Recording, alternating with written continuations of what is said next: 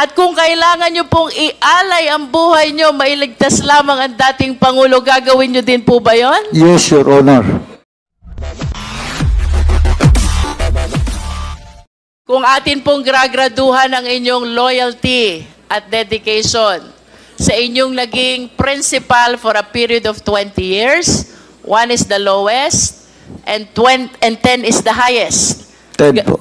Ganun po kataas ang loyalty at dedikasyon nyo sa dating presidente. Tama po ba? Yes, Your Honor. At dahil sa napakataas ng inyong loyalty at dedikasyon sa kanya, hindi po kayo magsasabi ng kahit na anong ikakapahamak niya. Tama po ba o mali? Tama po. At kung kailangan nyo pong magsinungaling, magsisinungaling kayo, mailigtas nyo lamang siya. Hindi po. Tama po o mali? Hindi po. Because you are loyal and dedicated to the former president. Wala At namang... kung kailangan nyo pong magsinungaling to save the former president, gagawin nyo rin pong magsinungaling. Tama po o mali? Tama. Because you graded your loyalty and dedication by 10. At kung kailangan nyo pong ialay ang buhay nyo, mailigtas lamang ang dating Pangulo, gagawin nyo din po ba yon? Yes, Your Honor. See? Kung kaya nyo pong ialay ang buhay nyo, mailigtas ang dating Pangulo, the more reason na kaya nyong magsinungaling, mailigtas lang ang dating Pangulo. Alam mo, halata ka. Sorry po yun. Pine-preempt mo na yung tanong ko. Masyado ka na dumedepensa. Ibig sabihin, alam mo na doon patungo yung aking tanong. Sinasagot mo agad. Dahil sa ginawa mo, hindi ko na tatanungin yun. Kasi alam mo na na yun ang itatanong ko Sorry po, Your Honor. You don't have to say sorry. Pero kasi, alam mo, ganyan lang yung... Kapag malalim yung pagsisinungaling mo, alam mo na kung ano isasagot mo. Di ba? Mr. Buenaventura, may mga babanggitin pa rin po akong pangalan dito. Yes, Your Honor. Nakikilala niyo po ba si Chris Lanay? Chris Lanay.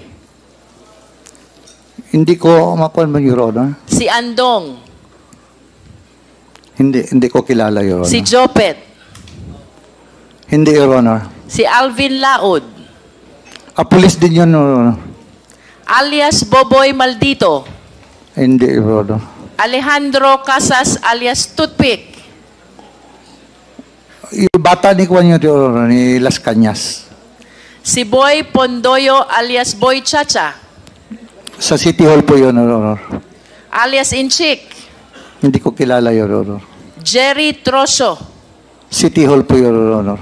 De La Serna Brothers? Hindi ko Sina kilala. Ayan, Yoyin at Jongjong? Hindi ko kilala, Your Honor. Duhilag Brothers na may pangalang Roland, Yanyan, Alan at Valentin? Hindi ko kilala, Your Honor. Ayon po sa ating mga source, Mr. Buenaventura, ang mga nabanggit pong pangalan ay mga miyembro ng Davao Death Squad. At ito po ay ayon kay Arturo Las Cañas. Ano pong masasabi nyo rito? Yan po ang sabi ni Las Cañas, Your Honor. Dahil sila, nasa heinous crime sila. Ako, security driver lang po ako ni Mayor Duterte. Wala akong kuwan doon. Isang unit sila doon sa police. Dito lang ako kay Mayor Duterte. Do you confirm that the Davao Death Squad exists? Yun sa newspaper, sa media. Do you know Arturo Las Cañas? Yes, Your Honor. Do you know Jose Basilio? No, Your Honor. Las Cañas, Basilio, and Matobato. All of them are members of DDS, Davao Death Squad, and they are identifying you bilang taong dinadaanan ng mga orders ni Mayor Duterte. Ano pong masasabi nyo dito? Ganito po yun, Your Honor. Heinous crime headed by Colonel Makasait. Si Colonel Makasait, SPO4 lang ako. Dati SPO3 pa. SPO3 pa ako. Kung ako mag-order sa kanila, Your Honor, Colonel Makasait, bumidal police officer na Davao City, maniwala sa akin yun? Maniwala sa akin yun si Colonel Makasait? Mr. Chair. Yes, Congressman Akop. Maniniwala sa iyo. No. Kasi ikaw ang palaging kasama ng mayor. Pero hindi Pero ako... naman talaga, di ba? Yes, sir. Galing ako sa As servisyo, driver, alam ko yan as driver security, Your Honor. Hindi, Driver pero security lang po ako. Pero kung may iutos yung mayor sa iyo, iisipin nung kakausapin mo, galing kay mayor talaga yan. Di ba? Wala mang giutos sa akin na ganyan, Mayor. Iba yung sagot mo sorry. kanina. Your Honor. Hindi ko naman sinasabi kung may iniutos sa iyo. Yeah. Pero yung sinabi mo na hindi pwedeng sumunod si Major Makasait sa iyo, susunod yun dahil ikaw ay driver bodyguard ni Mayor. Kalakaran yun, di ba? Maski naman sa serbisyo, ganun eh. Di ba? Pares tayong galing sa serbisyo, kaya alam ko yan. Kaya huwag mong sagutin si Honorable Luis Ron ng ganun. Ang tamang sagot mo, hindi naman ako inutusan ni Mayor. Di ba? Mr. Buenaventura? Yes, Your Honor. Yes. Thank you, Mr. Chair. Mr. Buenaventura, sino po si Superman? Hindi nyo rin po ba alam? Yun ang call sign ni doon may radyo pa kami. Superman. At least you confirm Yes, Your Honor. that Superman is Mayor Duterte. Yun ang call sign niya sa radio. Yes, and he is actually called Superman by DDS. Do you confirm that? I do not know, ma'am. I do not know. Hindi Sa niyo amin po lang yun, alam? ma'am, sa radio. Sa radio, ma'am. Yan ang call sign niya sa radio. Sa amin yun. Everybody in DDS call Mayor Duterte as Superman. Sino pong DDS, ma'am? Mr. Buenaventura, Yes, Your Honor. are you not confirming to the Quadcom the existence of the Davao Death Squad? Narinig ko lang yan, ma'am, dahil ang nagbigay ng pangalan yan is media. Did you watch the Senate investigation where the President appeared? Yes, Your Honor. And did you watch him confirm that there is Davao Death Squad? Siya po, Your Honor. Yes, Siya po ang may sabi. did you watch him confirm? Yes. Napanood niyo po ba yun? Yes. And napanood niyo din po bang sinabi niya na si Senator Bato ay kasama doon sa Davao Death Squad? Narinig ko po, Your Honor. And of course, you've heard already that Las Cañas is also confirming that there is Davao Death Squad. Sa kanya, si Arturo Las Cañas po ang may sabi din sa kanya. Yes, and even Matobato is confirming that there is Davao Death Squad. Matubato. Yes, Your Honor. And even Jose Basilio is confirming that there is Davao Death Squad. Basilio, I do not know Basilio, Your Honor. But of all the names that I have mentioned, I hope you realize that the President himself confirms the existence of Davao Death Squad, and you are denying Davao Death Squad. I did not, Your Honor. Narinig ko lang, Your Honor. I am not answerable for Presidente yun, Your Honor. Yes, but you are with the President since 1988 to 2008, Yes, and ma'am. I am inclined to believe that you know almost all the activities of the President. Tama po ba ako? Hindi lahat. And when the President say that he confirms that there is Davao Death Squad, then it means that there is really Davao Death Squad. And if you deny that, then somebody is telling a lie.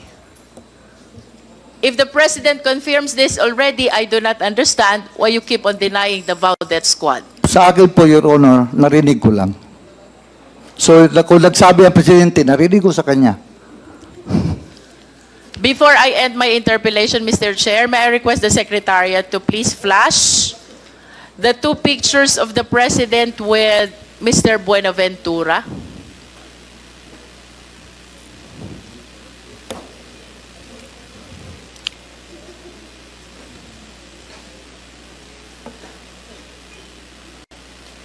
Can we have the two pictures, Secretariat, please? This is only to bolster the fact that Mr. Buenaventura has been with the President since 1988 up to 2008. And for 20 years that he was working with President Duterte, then Mayor Duterte of Davao City. I wish to submit, Mr. Chair, that he is aware of all the activities then of Mayor Duterte.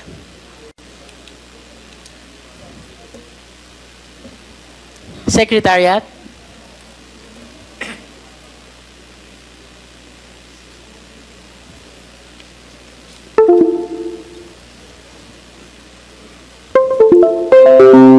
For my last question, Mr. Buenaventura, ang sabi niyo po kanina, mabait si Mayor Duterte. You confirm that? Yes, Your Honor. Kung ibabalik ko po yung inyong nakaraan and if you will be given the choice, sino pong gusto nyong maging principal nyo ulit? Si Mayor Duterte po ba ulit? Yes, Your Honor.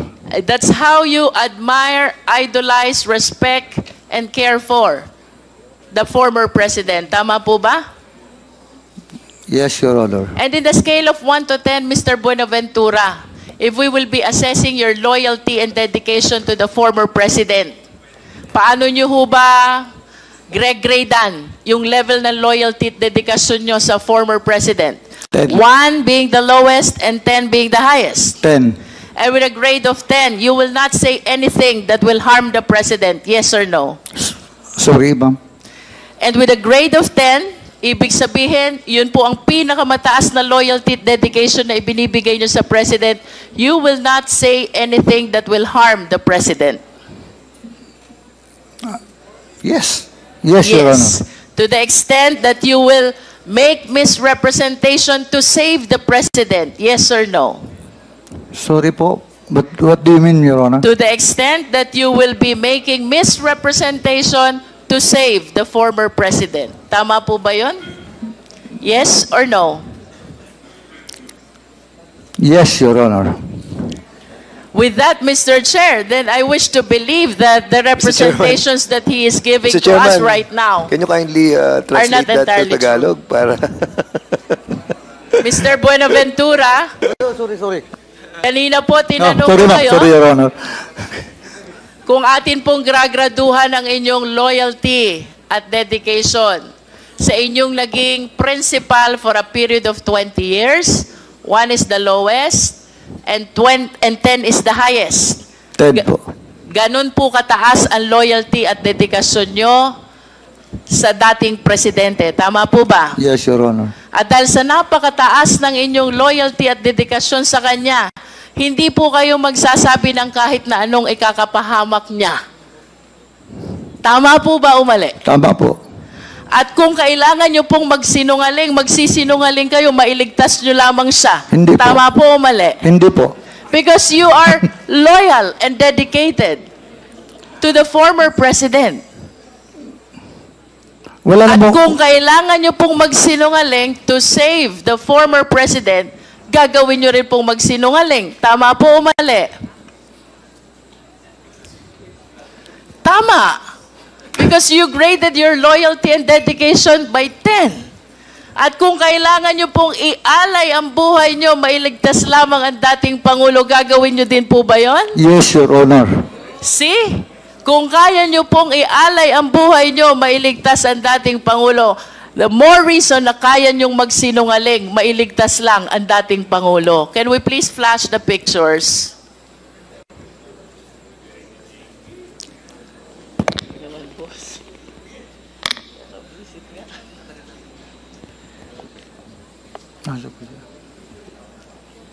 Next picture, please. The two old pictures. There. Maaari niyo po bang ituro sa amin dyan? Sino po ba kayo dyan? Yung nakatindig po, nakaputi. Yun pong nakatayong nakaputi. Yes, Your Honor. Sino po yung may bilog doon sa gitna? Si dati presidente po. At sino naman po yung mga kasama ninyo sa picture? Taga-media po. Taga-media. Saan po ba kuha itong letratong ito? Sa kuwan po, sa Turil, yung sa lang Eden Bayabas po, hindi pa yun, wala pa yung Mga anong taon po ba kuha itong letratong ito? hindi ko lang maalala. Hindi ko lang maalala, Your Honor. Approximate year lang po.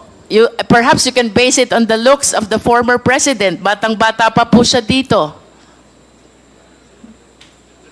If you started in 1988, Early 90s, Your Honor. early 90s, so mayor na po si President Duterte during that time. Yes, Your Honor.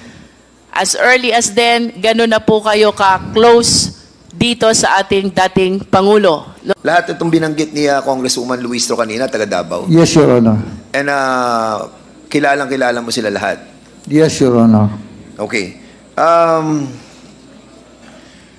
Lahat dito binabanggit na alam nila ang tungkol sa DDS. Si Matobato, si Asierto,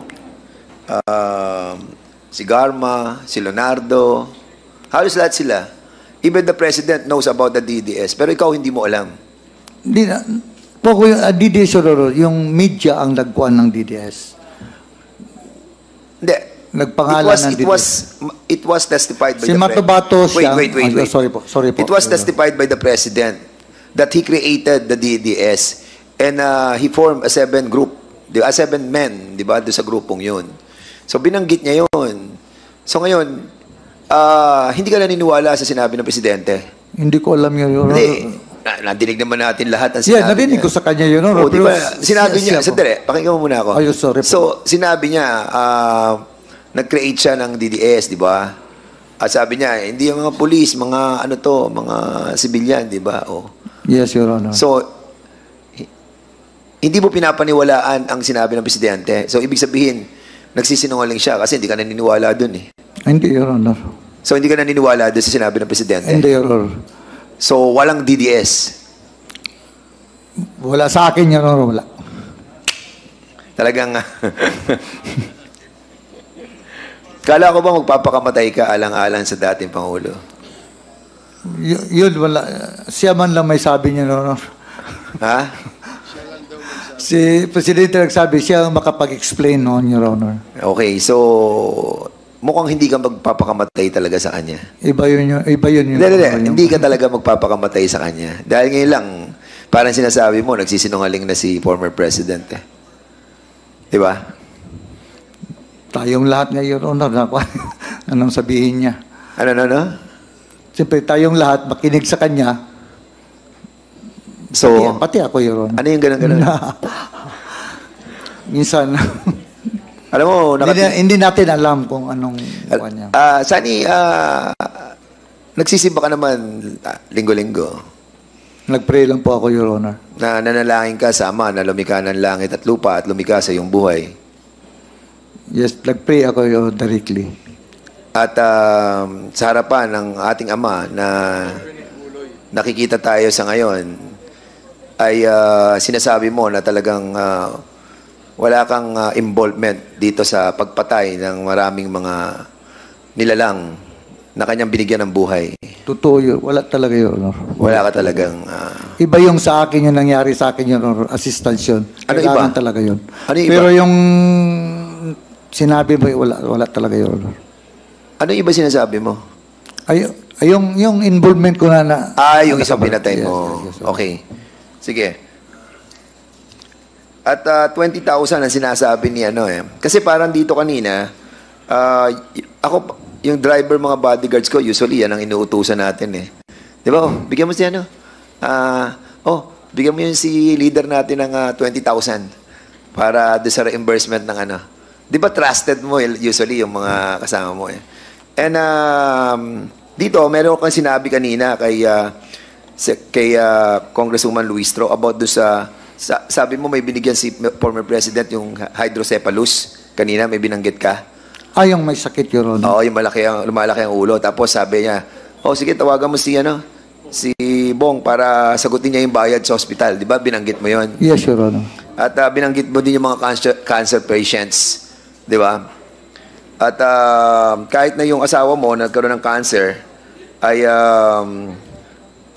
sinabihan din si Senator na tulungan ka. Di ba? Yes, Your Honor. So, basically, si former President, nagtitiwala siya doon sa mga nakapalibot sa kanya. At ikaw, ay pinagkakatiwalaan ka din niya sa pagdating sa pera. Am I correct? Iba yung yung may iutos lang niya, pabili ganun. Pero yung sa mga bigay-bigay, hindi ko trabaho.